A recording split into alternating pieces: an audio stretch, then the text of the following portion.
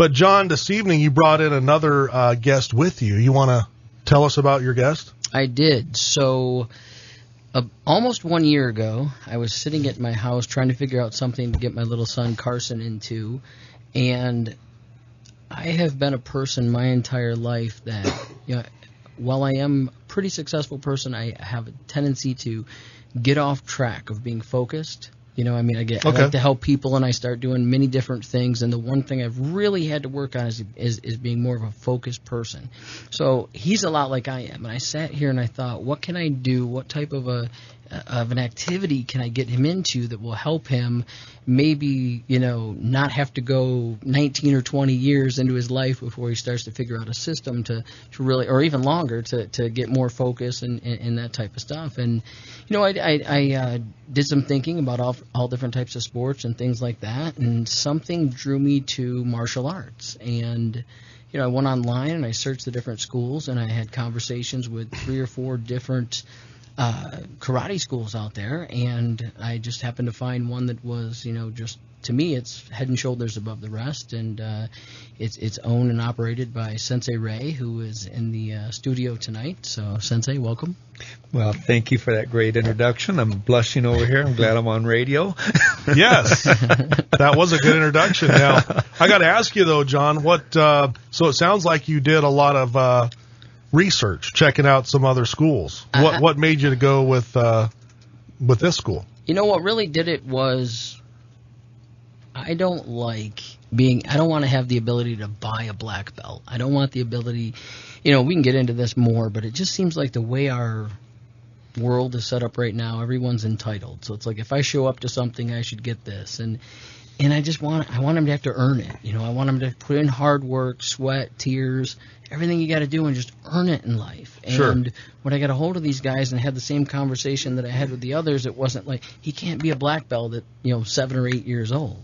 They follow the actual, Japanese system of karate, and it's just amazing that, so at the end of the day, I wanted it to be something that he had to actually earn and really, really focus. And, he's gone through a couple different belt promotions, and, Sensei Ray always brings in a black belt or a brown belt that's getting ready to test for their black belt. And to see what they do is just like phenomenal. It's just absolutely amazing to see what they can do with all the years of training and dedication they've had to do to get to that level. And it's just, I personally probably couldn't do it. Sure. I would have to spend a lot of time, focusing and doing that type of stuff, but it's a full commitment, So you've been involved for about a year? Almost 1 year, yeah. It'll be a year in, I think it was May, so almost coming up. He started at 4 years old, and he was 4.5 years old when he started, and he's now 5.5. So okay, it'll be just about a year. How's he progressing? He's doing really well. I was surprised one day. Sensei Ray pulled us in and said, "Hey, we're going to move him to the Pee Wee Masters class." So he got to go in there, and he's worked his way up from, no belt to a white belt to yellow, and now he's orange with third stripe, and he's getting ready to hopefully test. If he gets his invite, he'll get to test for his blue belt coming up here in Very nice. May or June. So yeah, he loves it. He's doing That's really well. awesome. He's even got my wife into it now. She's she just started last month, so she's got her first belt promotion test coming up May 6th. So sweet. Now, how about you? I haven't got into it yet. Not yet. Yeah, I'm thinking about is it. the question. Now, what's holding you back? Time commitment. She's able to go in the mornings right now. My son's classes are in the afternoon, and it's like they do have evening classes, but it's kind of like, how do you balance all, it's tough to balance work, life, all your different activities, and still have time for the family, but I'm sure I'll be in it before you know it. But it just makes it tough because, she's a white belt. And he's an orange belt, and they teach that the orange belt, he's the higher rank, so he's in charge, right? That's great. How many kids do you have, Jim? I have just the one. Just the one. Okay. Yeah. Very nice. Yeah. Now, where's the school located? School's on 91st and Bell. 91st and Bell. Right by the Ice Den up there in Scottsdale. Oh, yeah, absolutely. And the name of the school? Scottsdale Martial Arts Center. Very nice. And then you guys have been there how long? Well, I've been in Scottsdale for 30 years. Okay. And I built this building 12 years ago. So nice. When I stood out there 12 years ago, there was nothing but desert, the freeway stop there around Bell, and the Ice Den was all by itself. I remember back in the day that was just desert out there, raw desert. So, well, Ray, let's talk on the other side of the commercial, and can't wait to get some more information about your school and all the activities that you guys have going on there. We're going to be right back with the Patrick Melson Show. Bad to the bone. I broke 1,000 hearts before I met you.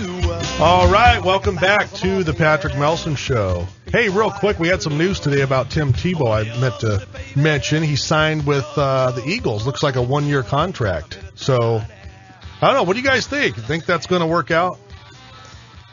I just don't think he's got the skill sets to pull it off. Personally, I think he's a great guy. I actually like him. I just don't think he's got the skill. Yeah, I got you. I think for, NFL team as a business, I think the guy has some maybe some pull to maybe pull in more revenue maybe for the team. I don't know. He's that class act you look for, but the skills just don't back it up. It makes it very tough. Maybe he should be a coach or something. But maybe. Yeah, lead water boy, but I just wonder. I mean, he hasn't really played enough in a real NFL game to see maybe how he's going to develop with it, or not. I don't know. His 1 year that he played in Denver, when he came in there and took over, he took him to the playoffs. I mean, it was sloppy. They lost every game, 90% of the game, and pulled it out in the end. But that's not usually what you look for. So, as a martial artist, I love the story. Overcoming great odds and that's why I root for him to make that. And, we'll see what happens. He's got something going for him. Well, he's got a 1-year deal. I'm just surprised. I thought maybe he was pretty much done. I really did. Well, it's been, 2 years he's been out? I guess so. Yeah. Because he was with ESPN last year.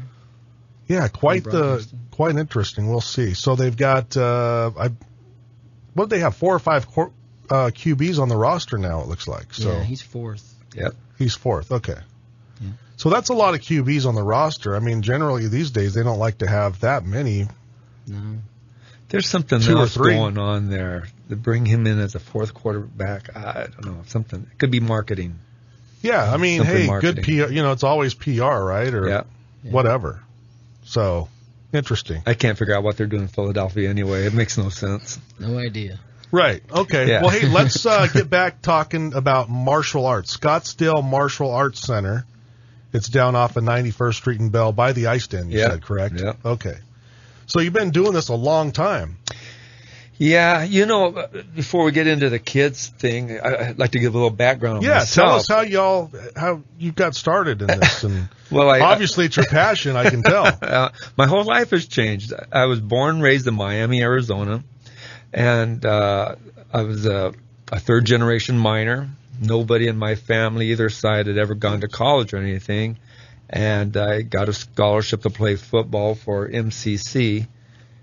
And I turned it down to go work in the mines. I remember talking to my dad, and I said, I have no idea why I want to go to college. It makes no sense to go waste your money and time. And he said, because he had no background in school, he said, of course, go to work in the mines. So I'm working in the mines. I'm going back and forth, and the guy in a carpool, we had 5, 6 of us 18-year-olds in the car driving back and forth, pulls out this Black Belt magazine. He says, you got to check out this martial arts school. And, of course, the rest of us rolled our eyes over and think, you've got to be kidding me.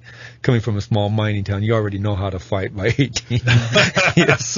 And he finally just forced me to go in there, and I just actually agreed to go down to this martial arts school downtown Mesa in the mid-1970s. And at that time, it was a very depressed economy. And I remember pulling up, and there's just tumbleweeds blowing across the street, and no cars, 5 o'clock, in a condemned building, and walked in just to get him off my back. And I was mesmerized by the class. These guys were sweating, so focused. I remember sitting down, and they were coming toward me, working out, and I didn't even exist. And I signed up. And, of course, I hated it for about the first year. It was so brutal in those days.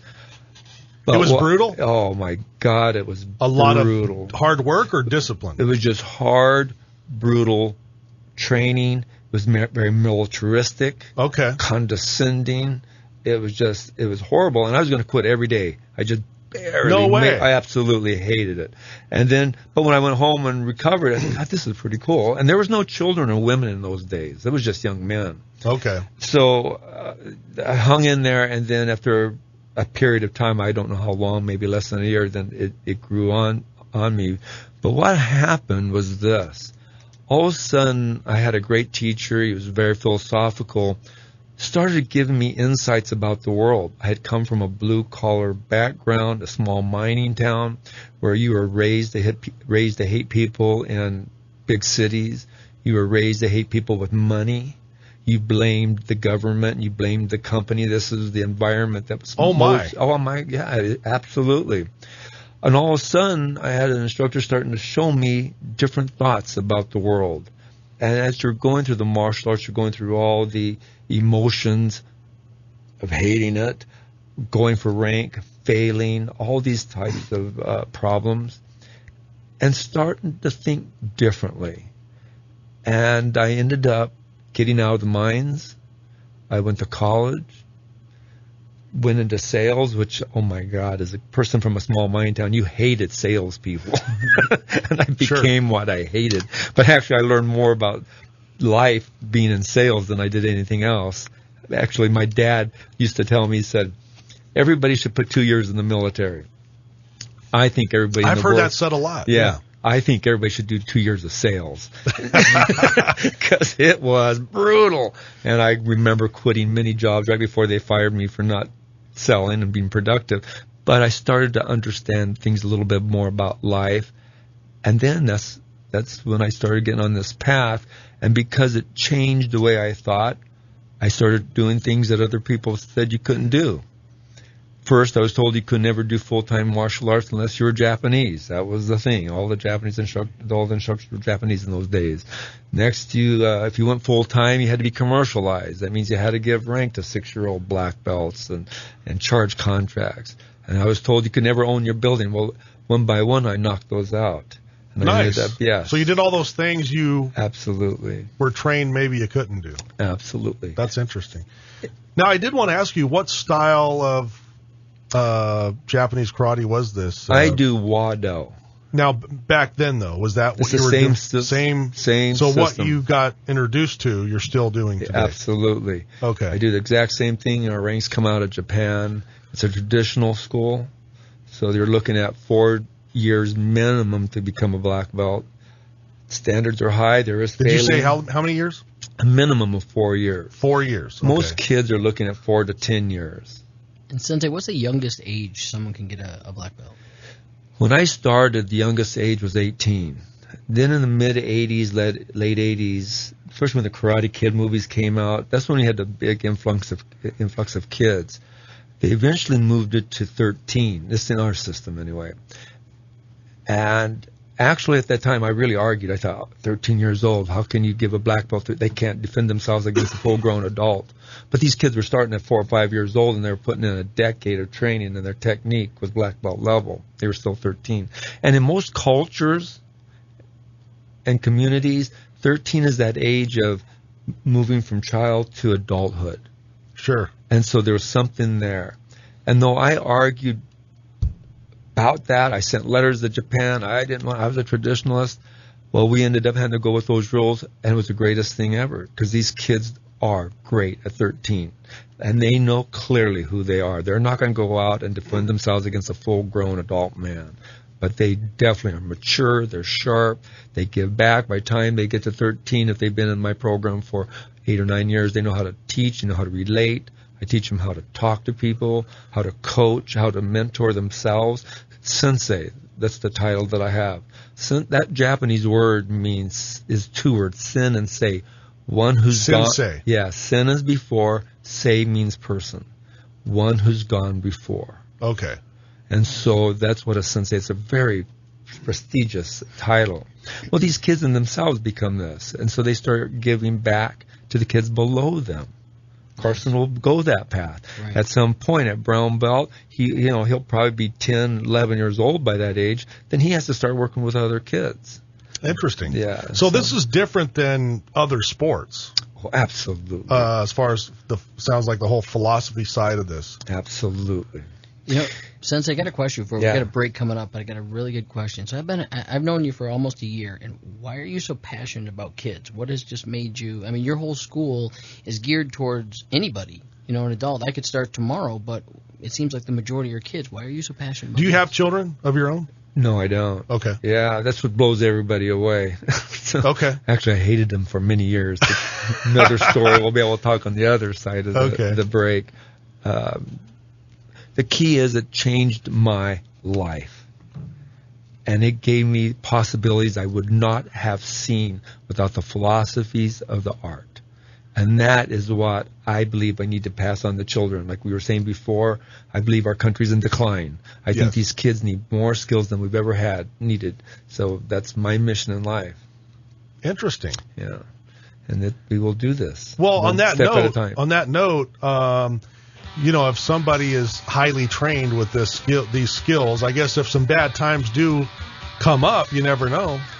You might need to defend yourself. Yeah. You never know. What's going to happen? More likely, having to defend yourself against a person down the street or a problem in life. Right. We'll What's talk most more likely? about that. We got to go to the news right now, guys, but we'll be right back with the Patrick Melson Show.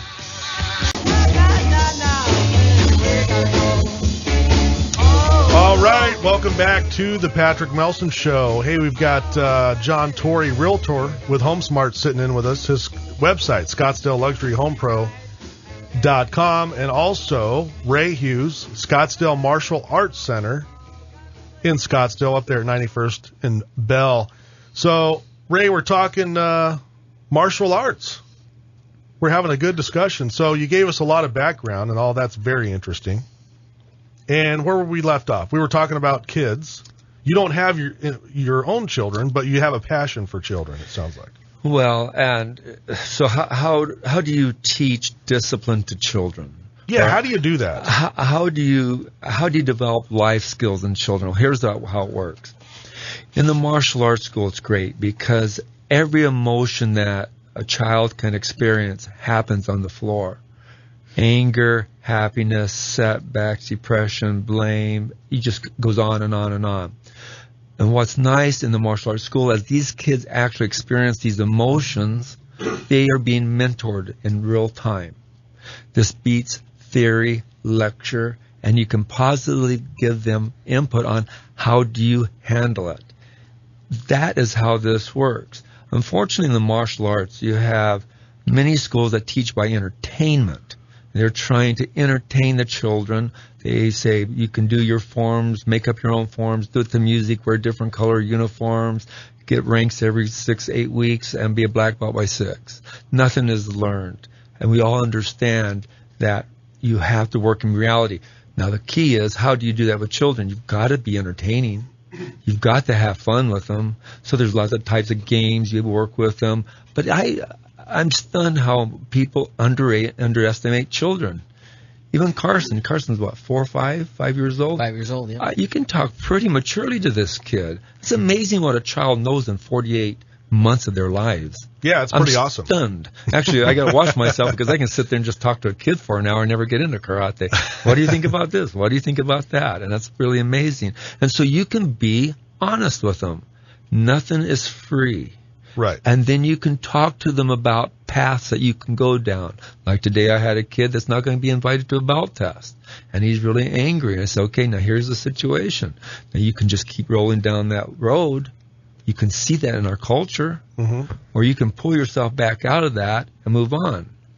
And you've got to be careful about these materialistic ranks. They're cool little goals to work toward, but they're just fabrics of color. And you've got to keep this in perspective. And you know what? They get it. And all of a sudden you're talking back and forth. You're talking at their level. And you see those kids go, Makes sense. It does make sense. And what's great is every day I've been in Scottsdale for 30 years. So any given week I've got people dropping in that I haven't seen for 10 or 15 years that are 25 to 35 years old and come up, Sensei, I just got to tell you, you know, those little philosophy classes that we had when I was 8 years old meant a lot. And these people have aspired to greatness. I believe these kids, I talk to them all the time, be whatever you want. You've got to have passion. Think big. Be a leader. Do not follow. There's no entitlement. Life isn't fair. Your big battle in life is your brain inside your head. You can do anything you want, but you got to have help. I don't think I even heard the word mentor in my life until I was 30. Man, that would have been nice to say, hey, you want to be a doctor? Why don't you go hang with those doctors? They'll tell you exactly how to do it.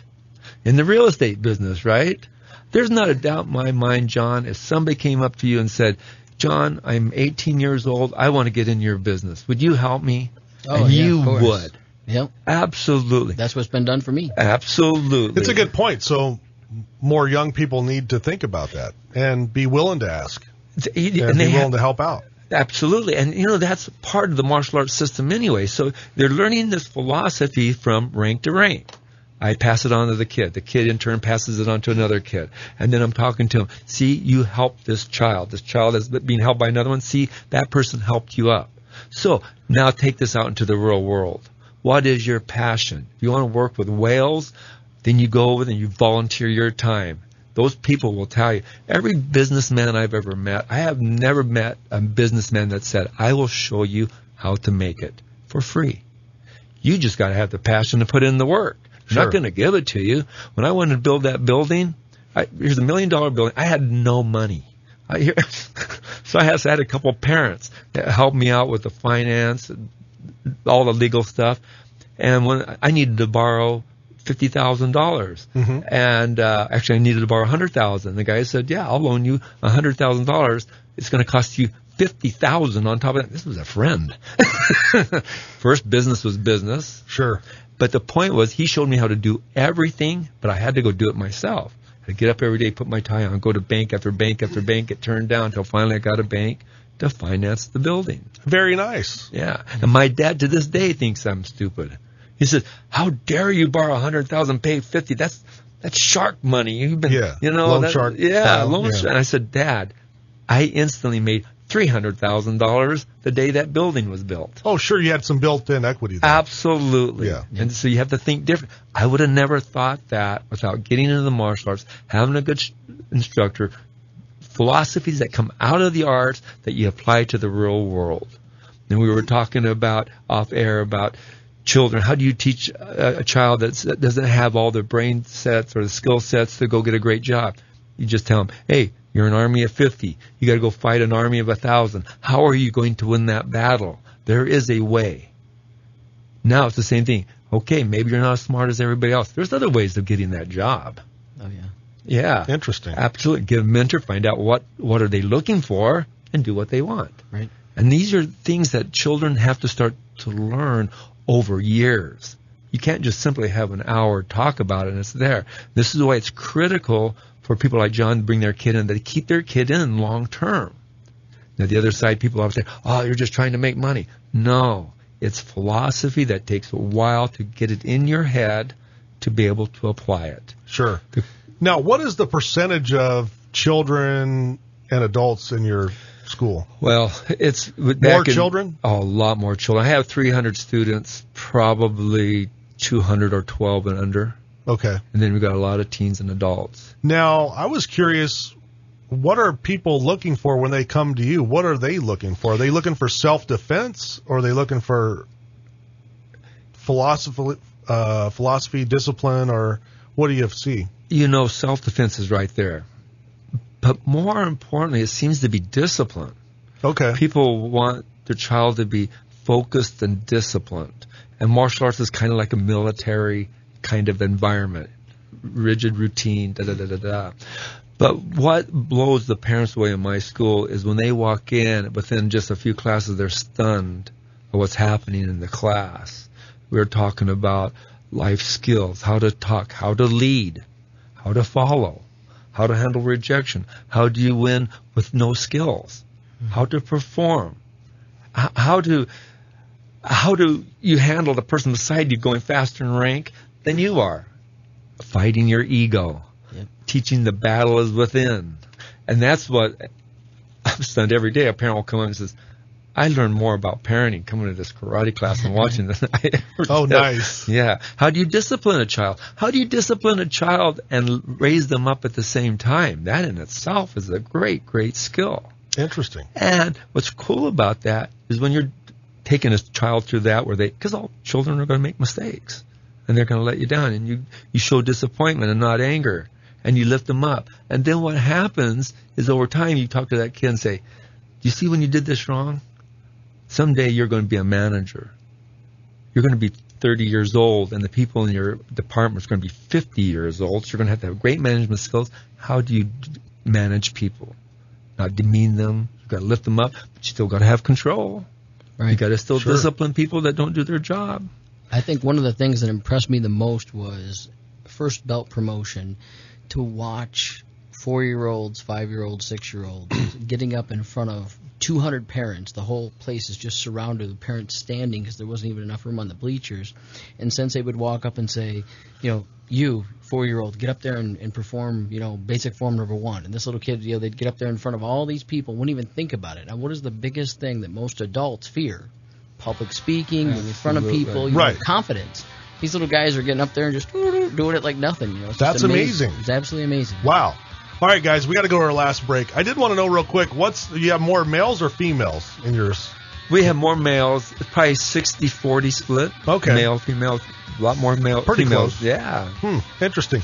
All right, we're going to be right back on the other side with the Patrick Melson Show.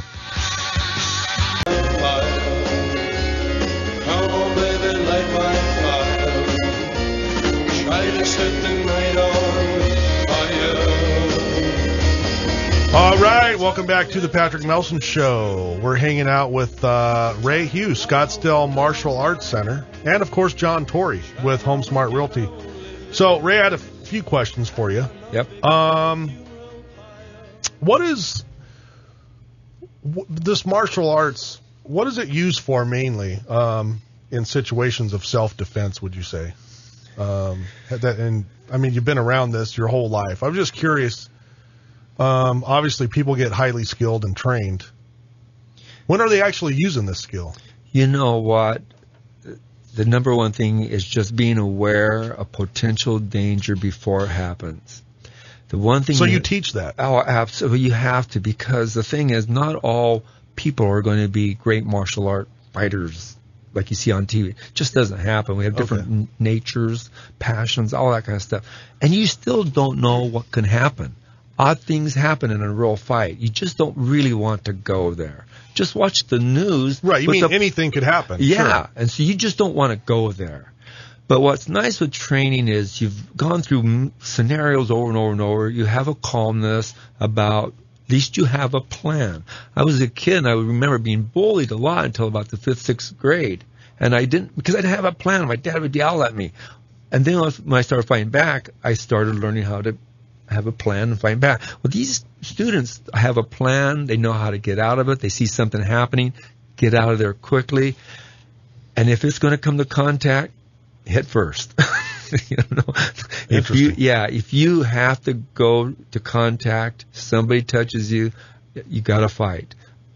Because a bully will just keep pushing you. Yeah, that's so true. Yeah. So I think awareness is the most important thing, controlling your mind and your emotions, because stress, when you start stressing, vision starts collapsing, breath goes short, motor skills go away. These are all issues, whether you're trained or not. But the fact that you're aware of this stuff helps you make the decisions you need to make to get out of there. Now, can you identify when maybe you're about to be attacked by someone? Yeah. We all have a sixth sense. Mm-hmm. We all know when something's wrong. And so you've got to go with that. When I was young in my 20s, I got in so many fights. God, I'm embarrassed to even say. But you know what? You're stupid and you like to fight. I look back and I just shake my head. But these kids now, I'm talking about the danger, losing an eye, even just a little problem at the school. So they understand danger, being aware, getting out of the situation. And if you have to fight, fight. If you have to fight, then you go 100 miles an hour, full bore. And then some of it's out of your control. The other person still may be better. Mm-hmm. But that's the way life is. This is all about reality. And I got to make sure parents understand that. A lot of parents bring their kids in thinking, my kid's getting beat up all the time. Well, you know what? We'll show them how to fight. The bullying will stop. That doesn't mean they're going to be winning. The bully just don't want to beat up Makes on somebody that's going to fight back. Now, I did want to ask you, what do you think of the cage fighting? I know some of the martial arts is used in cage fighting and that sort of thing. What's your thought on all that? I don't watch it myself. That doesn't entertain me. I think it's great for a small slice of the population, young men between X and X. It's not for the big part of the population. You have to be a certain person, size, strength. Yeah. But I like the martial arts skill aspect of it. I do like that. But I don't get off on that myself. Okay, so you're not a fan of that? Or? I'm not. Most of my black belts are. A lot of my students like that and enjoy that. It's just not my thing. It's like a policeman. I probably don't think policemen watch police stories or, I don't watch any martial arts thing. I understand. Cartoons. Yeah, cartoons. Yeah, Kung Fu Panda I do like.